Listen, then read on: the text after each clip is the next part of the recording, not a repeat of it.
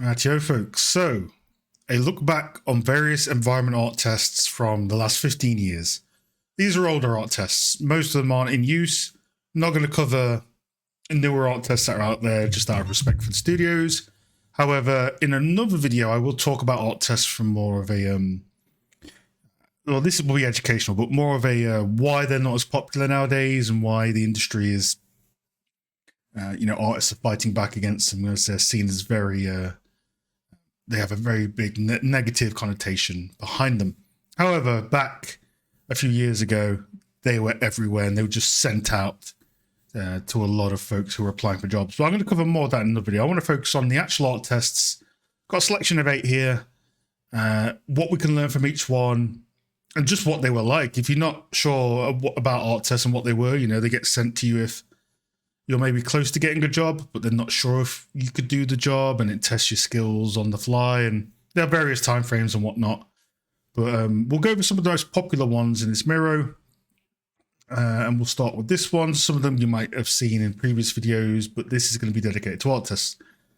So, as I said before, firstly, the first month of mentorships has ended. We had some on Gumroad, some on here. We now have enough funds to basically start getting licenses for certain pieces of software, which means more practical based demos on the channel or course creation and stuff like that. So thanks to the folks that were first on Gumroad that moved over to Ko-fi, since we're on Ko-fi now. Again, mentorship session and a pre-recorded session are there if you wanted to show the extra support for the channel. And it does help. As I say, we're going to have licenses now to actually show some practical stuff in the future. So that being said, let's get into it. So you'll recognize this one. We won't spend too long on this one because we did a whole video on this type of modularity. But yes, Bizzare Creations, a studio in the UK back in the day, Project Gotham Racing, they had a test where you had to prove that you could take photographs, put them onto cubes, and make a texture set that can tile, or mostly tile, on a building. Again, this one was from Paul Clayton. I thought this art test was insane back in the day. I really didn't understand it. Now I look back at it, I understand how I would approach it now. I wish I could get the pack for this. But yeah, take photos, crop them, perspective them, put them onto cubes, extrude the cubes back and forward, make it look like game art. Moving on to ones we wouldn't have seen before. Splash Damage. So Splash Damage, I've had quite a few art tests over the years. They were one of the first studios that I saw where I learnt about the art test, which was this one actually, which we'll get onto next. So again, this art test was more of an environment art based prop. Again, when I looked at this back in the day, I really didn't understand how could you get panel detail like this on a cylinder, I feared doing this art test. I had no idea how I would do it. But yeah, look at it now, I have a good idea of how I'd approach it. But again, this tests your reusability. So how can you fit a big prop, a hero prop, in a good text density? Do you know how to reuse areas? So obviously when you unwrap one pillar, so when you unwrap one of these pillars, you only need it once, and you can copy and paste it to every corner, and you only need one of these big tube things, and you technically only really need one of these side things here. So it's a lot of reusing the unwrap so that you can fit it in. Because the biggest issue with props that are quite big is, again, when you have props that are really big, you have to either use trim or you have to be very, very clever. Because when you break this down, right, it's one pillar, one side foundation, maybe one half of this little tubing, and one pod here, just duplicated. So it really tests your knowledge on how to break things down. I think that's why it's intentionally left quite simple. It also tests how you approach paneling detail on surfaces, which again is tricky if you're not used to it, let's say. So this one, by the way, that was from Paul Clayton. This one's from Norm Mahoney. Splash, this was another Splash one. This was one of the very first times I learned about what art tests were. So this one's by Matt Odell. And this was the first time I had heard about art tests. So it was a doc where you have like a not even modular, but you have a facade with some windows on and like a submarine door. It goes into a bridge. It goes into like this little platform. There are loads of these. Like if you type in splash damage art test, you'll see a lot of this sort of stuff. This, when I saw this a long time ago, I can only assume the intention is like show us how good you can model and texture and use tilables and stuff like that. But yeah, this was really, really, as you can see, this is Maya using the high quality viewport. That's how old it is. High quality viewport, super old school.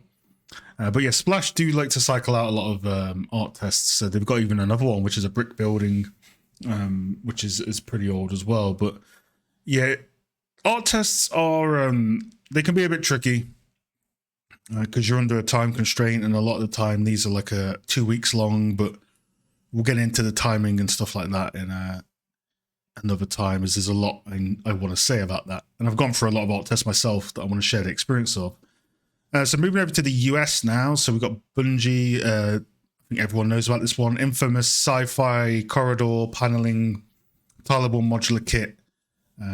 Again, a very old art test that I've seen done quite a lot of times. And again, just test your knowledge about modularity, kits, paneling, reuse, and all of that sort of stuff. Next is Crytek UK. So Crytek UK is currently known as Dambuster.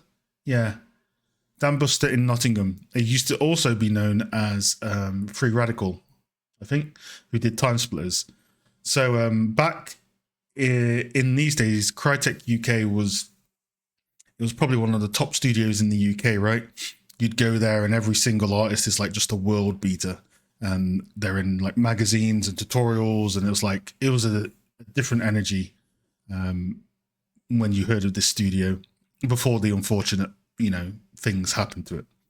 So yeah, their art test was again pretty intimidating even to this day. It's a soft surface organic via the sofas and cloth simulation, followed by the hard surface, more typical environment art approach. They also had this tire that had candles on, so it's got a lot of mini complexities in it.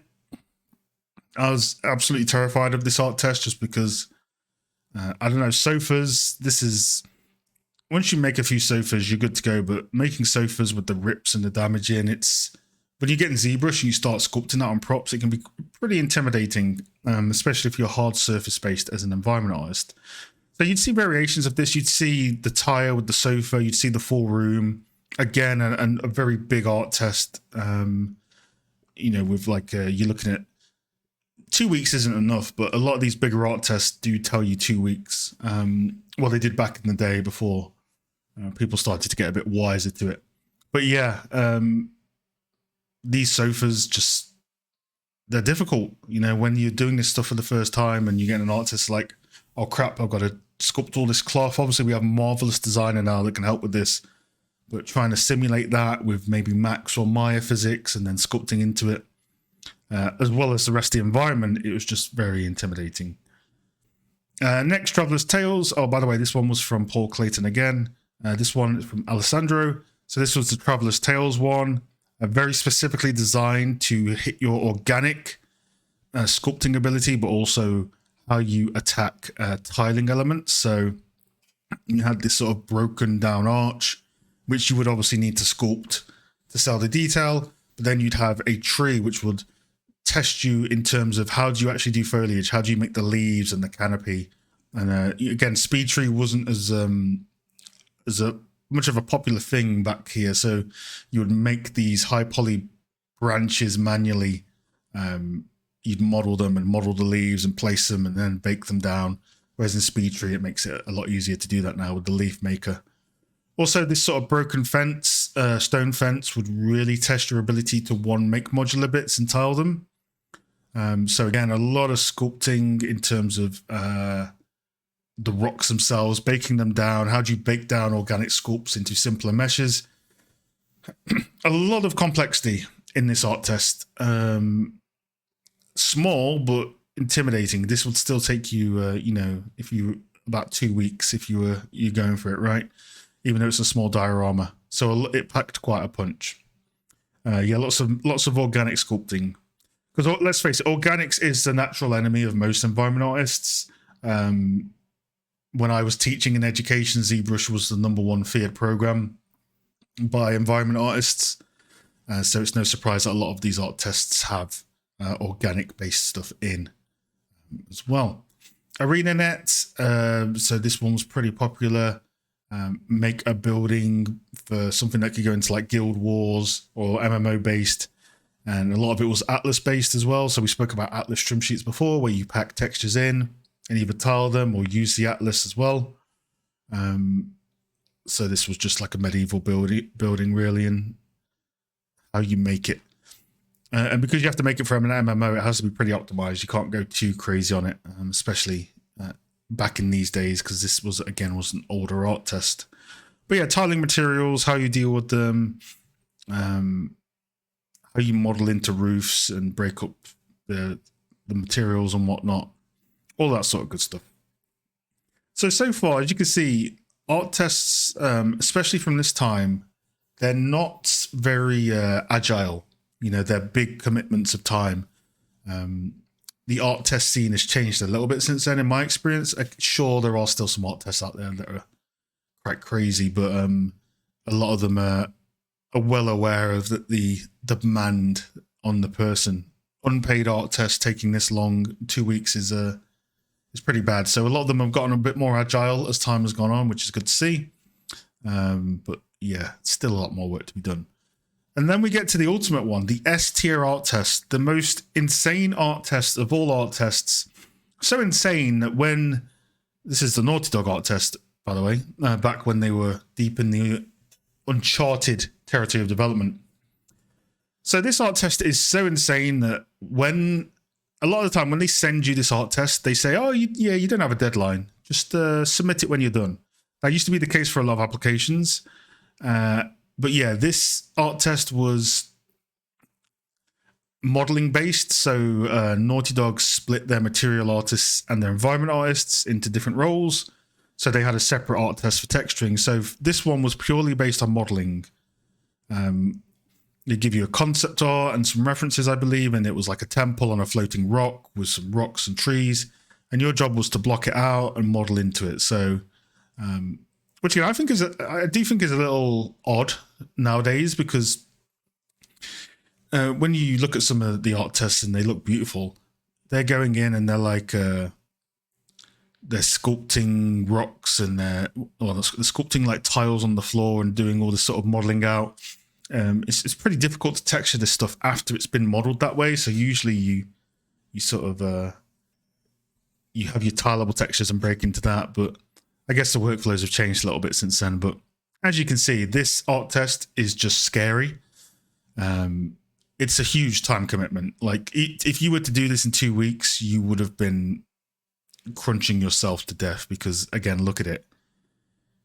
It's got foliage cards, plants, trees, temples with the little bits and bobs on them. And then you've got a bridge coming off it that's damaged and falling down.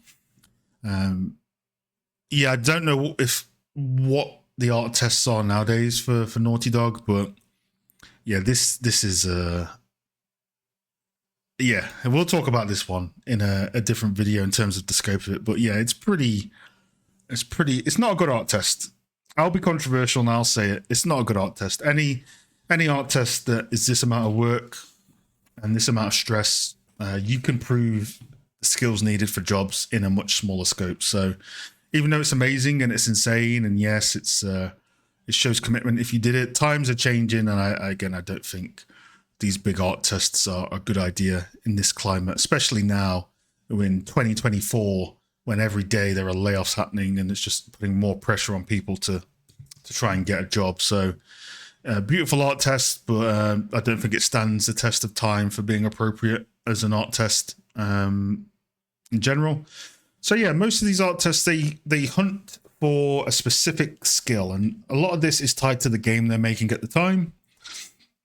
So it might be the modularity, the reuse of propping and duplicating of props to tackle bigger objects, the organic sculpting. Maybe you're an organic heavy project and you have a lot of that in. and it does test you. You know, it's these things, they're different to portfolio pieces where you can take your time and get feedback and bake in iteration. A lot of these are one and done. You don't really get the opportunity to get feedback a lot of the time, which again, art tests nowadays, if they will give you, generally if a good art test, they will give you feedback baked into the art test, and they'll probably pay as well. But if they don't pay, they at least give you feedback. So there are processes that are improving in here. But yeah, that's a look back at 8 art tests that have been out there historically and what they look like and what they try to do. Hopefully that's been informative. I'm going to follow this up pretty soon, actually, probably within 24 hours. But we'll see. Maybe 48 hours, maybe over the weekend. I'm recording this Thursday night.